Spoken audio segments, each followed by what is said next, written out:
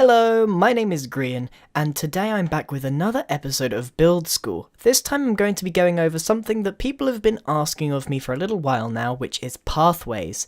They're extremely easy to do, but if you didn't know the techniques, maybe you wouldn't know how to do them quite right.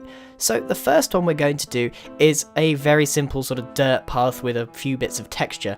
So the first thing you need to do is just literally knock the grass out of the ground, but leave some of the blocks behind. Try and make it as random looking as possible.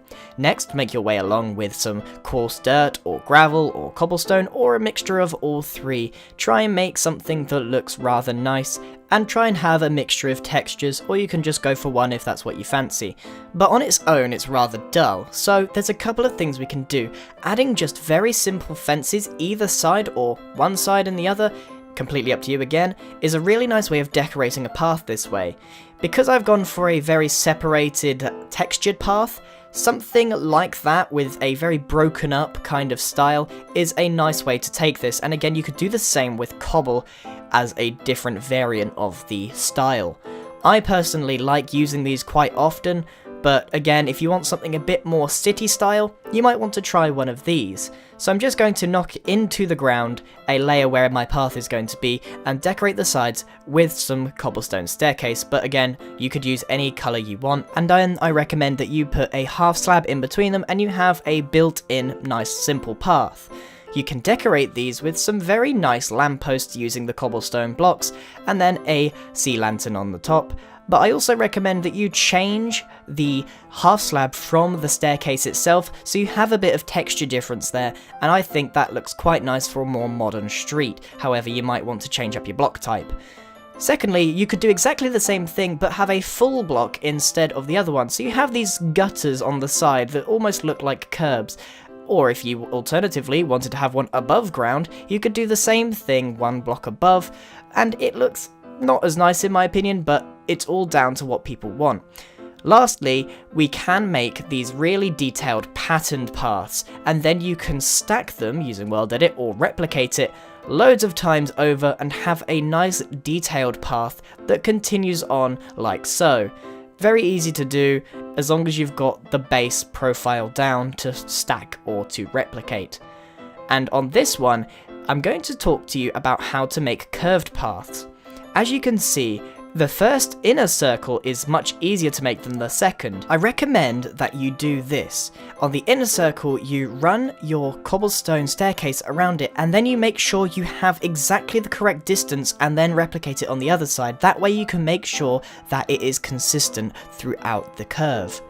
Next, I want to talk to you about going up hills, because obviously I'm on a flat world right now, and you will be working on hills most of the time. So there's a very easy solution. You just get half slab and it makes it a nice easy path you don't have to jump on. Very, very simple, and you can do the same with the more modern paths. And if you wanted to make one diagonal, I recommend that you do something like this. You just need to make it perfectly diagonal, but anything in Minecraft that does go diagonal does look really spiky, so I'm not sure I recommend this one in general. And so, as I said earlier, very easy to do. Add some half slabs along your paths and it just makes it a much smoother journey. On this one, it's very easy to do a curved path, but you need to make sure you have the correct width. On this one, you need to make sure that you have a nice pattern that you can replicate over and over again. And for these ones, these are the nice variations in paths that you can do, but I recommend that you change up your palette. I have obviously only been using the grey blocks. And then finally, probably my favourite and most commonly used path is just the simple decorative texture path. And that's all I wanted to show you for this very short video on paths. It's very easy to do, as you can tell. All the techniques are all about what kind of colours you're using, the shape and the pattern, and you can replicate it over and over again and decide how you're going to go from there. It's very, very easy to do, and this video has been rather short today. I do apologise for that.